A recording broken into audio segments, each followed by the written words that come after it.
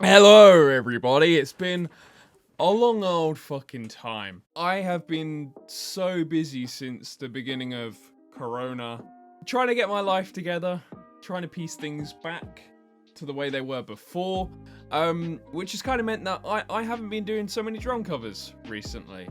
And especially now in Lockdown 2.0, Lockdown Tokyo Drift, the lock and the down, things have been kind of a bit of a fight for survival, really. So I've been working as much as I can, which has meant I haven't had time for drum covers once again. But I have a little bit of time now on this sort of gloomy November afternoon.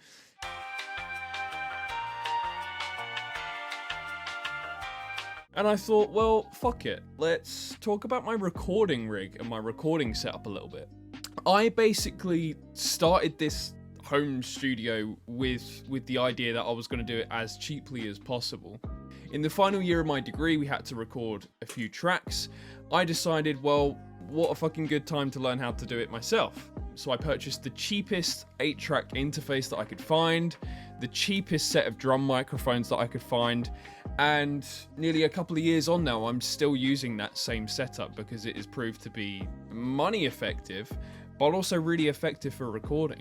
So I'm just going to talk through all of this a little bit. Excuse me if I repeat myself. You know, I'm going to do the whole post-processing, editing, wizardry. Haven't had any fucking tea yet. I'm so drained. And hopefully this is inspiration for you to start up your own studio, for you to start doing your own covers. I'll talk about not only what I have, but some good cheap alternatives as well. Okay, so to start things off, the machine. The powerhouse that is behind every cover, every session that I do, is my MacBrook Pro 2019. Well, wait a fucking minute, Harley. I thought you were talking about shit on a budget. What the fuck? Okay, yes, I have spent about on this machine. It was very fucking expensive. I am paying it in installments because I am a broke ass bitch. But there are cheaper alternatives to this. You can get fairly capable Windows laptops for quite a cheap price point because it's fucking Windows and not Apple. And you can download a program called Pro Tools First. I haven't had any personal experience with this, but I've heard it's really fucking good for the money, which is £0. Another alternative, if you already have a Mac, of course, GarageBand. That does the job quite nicely. That was how I started back in my teens. Worth mentioning, yes, I have like a nice laptop, but you don't need it. You absolutely do not need it. You can start with any old piece of shit computer, really, as long as it's got enough RAM. I'd say probably on a Windows 8 gigs or upwards, just to accommodate for multiple drum tracks if drum recording is what you're looking at doing. But now the machine's out of the way, right? That's kind of the boring part, really. Just need to start that off with that. You don't need to spend the money for a good machine. But it does help to do so. I'm not gonna lie, it does help to do so. This thing works really well even when you're getting into the 40 tracks, 50 tracks, 60 track region. It's not only my studio machine, but it is also what I take out to teach students and stuff like that, so I rely on this a lot. That's why I decided to shell in that extra money. Right, so first off, let's talk about my interface. It's a Behringer UMC12... Wait, let me fucking look this up. It's a Behringer U-Phoria UMC1820. I believe I bought this for about £150, which, considering it's got 8 channel inputs, quite a fucking steal when you compare it to, say, a 2-channel Focusrite, which costs around the same price point. A little bit less, but you're only getting 2 channels worth. Now, this is actually a great interface. I've had no problems with it at all. It comes with mid-ass preamplifiers, which, you know, not known to be the best. I'll talk about that in a second. But you've got line outputs for everything. One of my favorite things about it is 2 monitor outs. So I do a lot of sessions recording vocals now. It's great. I can have a set of headphones. Whoever's recording vocals can have a set of headphones, and you can control those volumes separately. That's the word I'm looking for. There's also a good little mixing dial on there where you can mix between what you're hearing from the laptop and what you're hearing from the interface. If I've had some weird spooky sounds coming through, things like that, I'll switch over to the interface. and I'll see, okay, is it coming from the mic cables, the mic, stuff like that. So that's a really cool little feature to have. It does have loads of little extra features on there, which I'm personally not too familiar with, and it would take too long to explain them all. So I'm gonna leave a link for everything, of course, down below this video. But yes, interface. UMC 1820, I cannot fault it for drum recording. But when it comes to vocal recording, like I'm doing today, you can start to notice a little bit of hum from the preamps. It really is perfect for drum recording because, of course, you don't need to crank up those gains too much to get a good sound. But when you start recording vocals and you have to push it a little bit more, you do start to hear a tiny bit of preamp hum, but it's always been manageable for me. It's never been a problem. It's never been noticeable for other people as well, which is really important when you're working with someone. And even if it is a factor in a recording, I always manage to work it out in post. So if you're okay with little sort of little things to figure out like that afterwards, then it's a perfect interface. Honestly, I would not change it.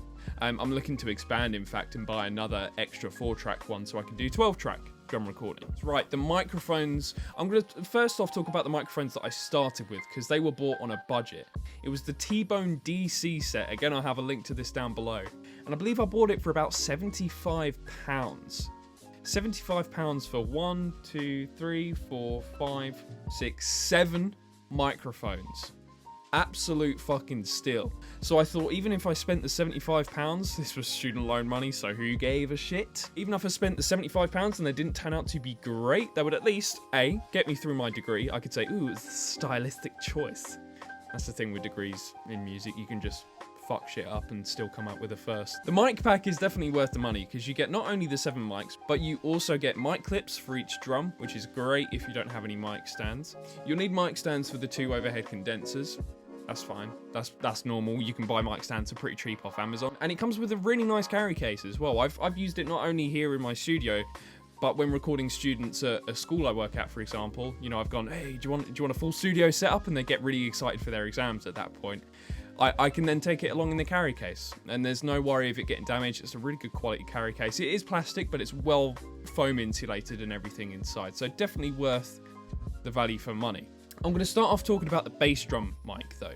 That is indeed the most problematic part of it all. It wasn't a be all and end all for me, but it is not so good at capturing subs from bass drums. Really good at capturing the punch and everything, but it was a bit particular like that. It's going to be really good for the punch of your bass drum, but not so good for the subs. You might want to invest in something a little extra, and I can recommend this guy here. It's a Superlux E205. Really great large diaphragm condenser microphone, which I bought for about £30, brand new, with the shock mount and everything. This guy here is actually really good at capturing the sub on a kick drum. So usually I use the kick drum mic from the T-bone set and this to get a really nice bass drum sound. But that being said, without this, just using the T-bone, you can get a more than fine bass drum sound from it. And I did so for a very long time, not just in my covers, but working for other people as well. Next on to the snare and tom mics. They are kind of the same model. You're not going to get a separate snare mic and separate tom mics. Really great at capturing toms, actually. Really sort of give a true interpretation of the tone of the toms. Being that they're on the slightly cheaper end, you're not going to get a real sense of attack from them, but that is actually something you can rely on the overhead condensers for a little bit anyway. So it's not really a deal breaker. The snare drum captures really well. Again, more of the tone of the snare drum. It's kind of okay at capturing the crack of a snare drum. Really good at capturing the snares underneath, that being said. But again, something you might want to rely on the overhead condensers for. Again, never been a deal breaker for me. I've spoken about the overhead condensers a lot. They are probably, in my opinion, the best part of this whole set. They are great for capturing cymbals. They're great for capturing the whole kit, actually. I sometimes use them as room microphones. Yeah, just a really great high-end frequency response. They're kind of run-of-the-mill, really. They make it sound like cymbals should sound. And for me, that's exactly what I want. That's great. I'm not looking for anything particularly stylistic from them. I want to be able to have a nice sort of flat recording that I can work from and then edit in post. So for a first set of microphones, couldn't have gone any better with them, really. So as I said, for the kick, you might want the Superlux E205. Worth mentioning that it is also quite nice for a sort of darker hi-hat sound. I have used this every now and then because I don't usually close mic the hi-hat. That's not because I don't want to, that's because most of the time I don't have enough mics to do so. So as soon as I got this, that was it. This became my hi-hat microphone for some of my recording. Now, wait, how much does it work up to? So it's 150 for the interface, 75 for the microphones with the clips, and the carry case. That's the word I'm looking for. And then with 2 mic stands for super cheap, you're probably working up to about the £250 mark by now. If this is way out of your league, not Ronies, I promise. I started off as a teenager just with an electric kit. I know a lot of people have electric kits now, especially when you're living in a house like I am. It can be difficult to figure out a way to record with electric kits. No worries. Grab a Windows laptop or something to the likes. Another alternative is using a Mac, but with like a miniature USB interface that just has a sort of normal mic input the size of like a headphone jack. Grab an aux cable, plug it into the headphone slot or the output slot of your drum brain. That's actually how I did things in the beginning. I mixed things on the brain, and then once it was recorded, that was it. It was a done deal, but it worked for me at the time. If you're recording drums at home, but you still want to do it on the super cheap, I can recommend grabbing a Pyle-Pro SM57 ripoff. Looks exactly like a Shure SM57, but doesn't have the same sound qualities. It's a whole lot darker, and it's actually really good at picking up bass drums as well. So as soon as you put that in front of the kit, you have a kind of fairly decent overall kit sound. SM58 vocal microphones from Shure as well, actually. They're great for capturing the whole kit, so if you want to spend that extra bit of money, then I definitely recommend that over the SM57 Pyle-Pro ripoff. And for the final part of the process, the mixing process, as you can see, I don't have any monitors.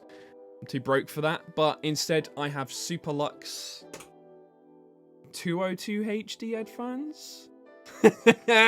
I'm shit at what I do. Yeah, I believe that's the one. They're open back headphones, which are really good for mixing. They give a really good interpretation of space because they're open backed. And a fairly frat? Oh my god, what the fuck is wrong? I need tea, man. I need tea.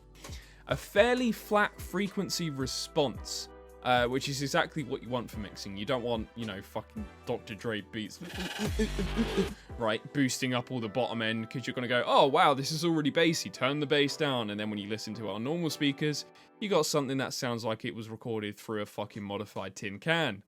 Sorry, I really hate beats. With a passion. I really hate beats. But again, Superlux headphones. Do the job just fine for me when it comes to mixing not only drums but full band sessions. Really super effective headphones, and they're only about 30 quid. And yeah, it's crazy. They come with, I think I have a little carry case for it here. Yeah, they come with a little carry pouch, 2 spare headphone cables, because basically they're interchangeable, and also a handy little 1/4-inch adapter as well for 30 quid. And you can mix really well on them. Absolute steal. So I definitely recommend those. They're not good for wearing them out and about though, because they're open backed. If you're getting on the train or whatever, you will hear a lot of train sound. They're not noise cancelling headphones, but really good for mixing. And just before I round up the video, one of the most important parts of where you record is the space in which you record. This used to be my bedroom. It is now my dedicated studio, which helps. I've got some acoustic tiling up on the walls, although that being said, I managed fine without any acoustic tiling, but it was kind of an irreversible change. Once you've got the sound of the room into the microphones, there's not really a great deal you can do to take that out in post.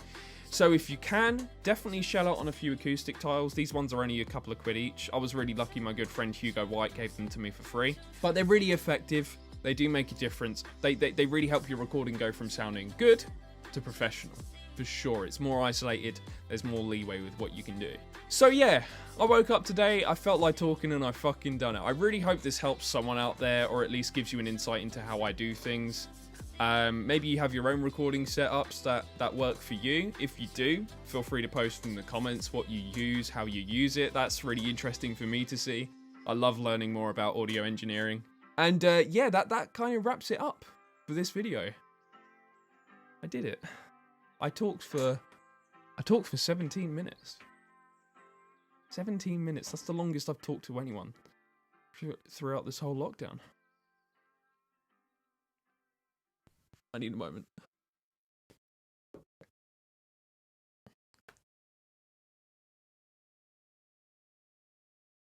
Having an existential crisis here as to why I'm even doing this. Who cares? Who cares?